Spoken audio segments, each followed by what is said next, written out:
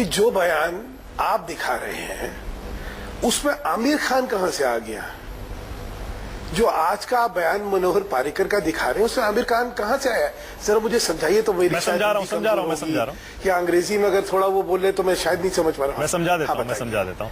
कह रहे हैं जो लोग राष्ट्र विरोधी हैं उन लोगों के प्रति एक खास सहानुभूति है, इसीलिए मैंने जो पुणे में कहा वो मैं दोहराना नहीं चाहता। लोग चाहें तो इसे यूट्यूब पर देख सकते हैं।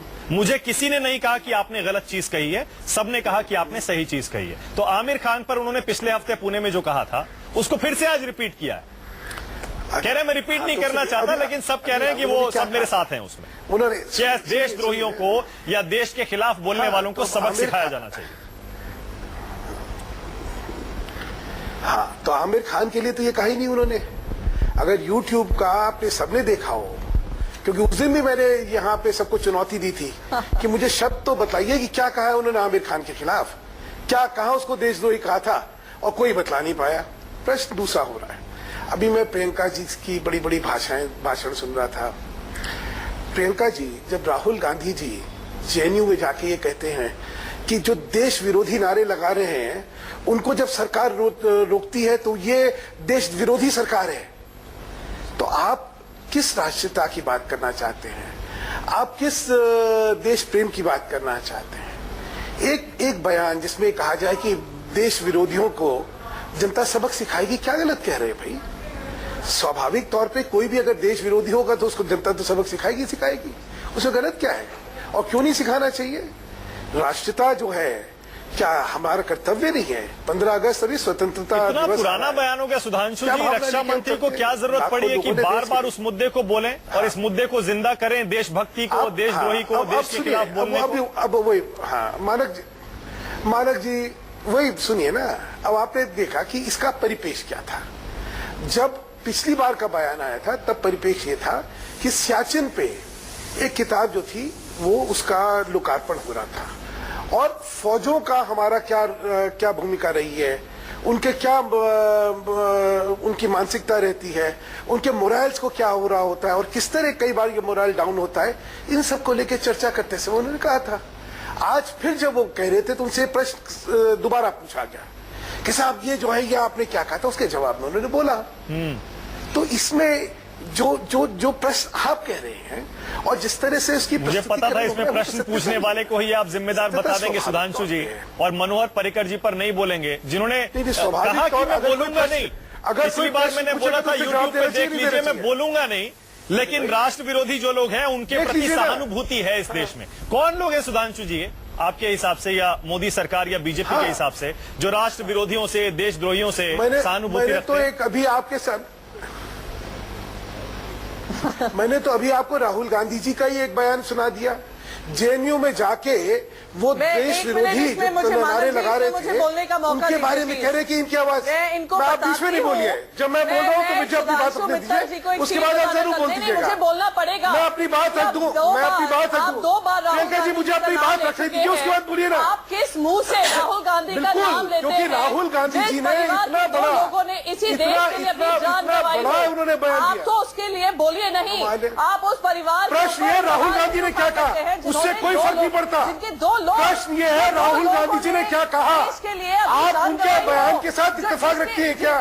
जिनके परिवार ने जिसके आप परिवार उनके बयान से इत्तेफाक रखती है क्या? राहुल गांधी जी जब ये कहते हैं कि जो इनकी आवाज दबा रहे हैं वो देशद्रोही है, तो आप क्या हिंदुस्तान की सरकार को देशद्रोही इसलिए कहेंगी? स्वयं सेवक हो, उससे क्या फर्क पड़ता है? पार्टी हो, अरे भाई उससे क्या फर्क पड़ता है? आप ले ही नहीं सकते देशद्रोह में। देशद्रोह के बोलने वाले लोग वो हैं आपकी मैं मजबूरी समझ सकता हूँ, साइन करते हैं। मैं आपकी मजबूरी समझ सकता हूँ कि आपको तो बोलना है क्योंकि आपका नेता, आप जो है शोले की वीरू है, बात करते हैं, आप जो है शोले की वीरू करते हैं। मैं आपसे अब आपको क्या कह सकते हैं? भारतीय जनता पार्टी ने, अच्छा एक सेकंड डायलॉग क्यों नहीं करेंगे? आप में हिम्मत नहीं है। अच्छा एक सेकंड, आप में हिम्मत नहीं है मेरी बात सुनने की। आपको मैं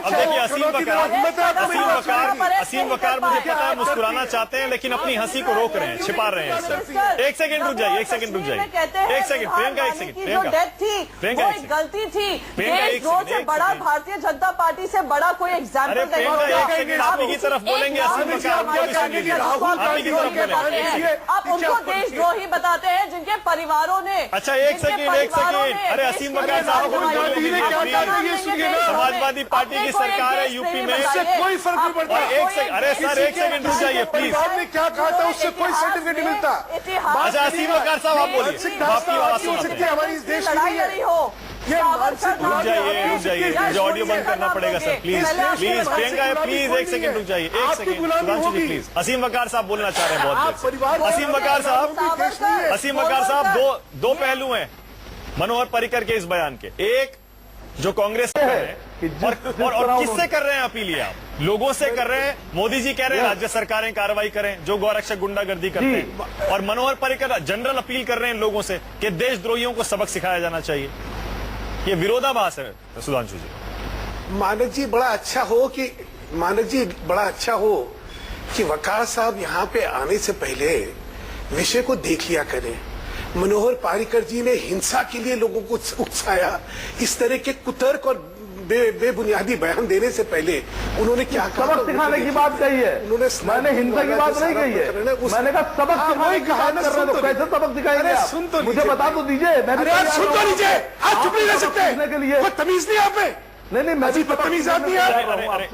अरे मानक जी क्या भाई, मैं चर्चा नहीं, मैं ऐसे माहौल में चर्चा नहीं कर सकता। नहीं, माफ करिएगा, अगर तहजीब और तमीज बिल्कुल सुधांशु जी नाराज ना हो, ये बोल चुके हैं, मेरी बात बारी है, बोलिए। मैं शांति से बोलना चाहता हूँ। हाँ ठीक है, एक एक करके बोलते हैं, कोई बात नहीं। उन्होंने स्पष्टता से कहा,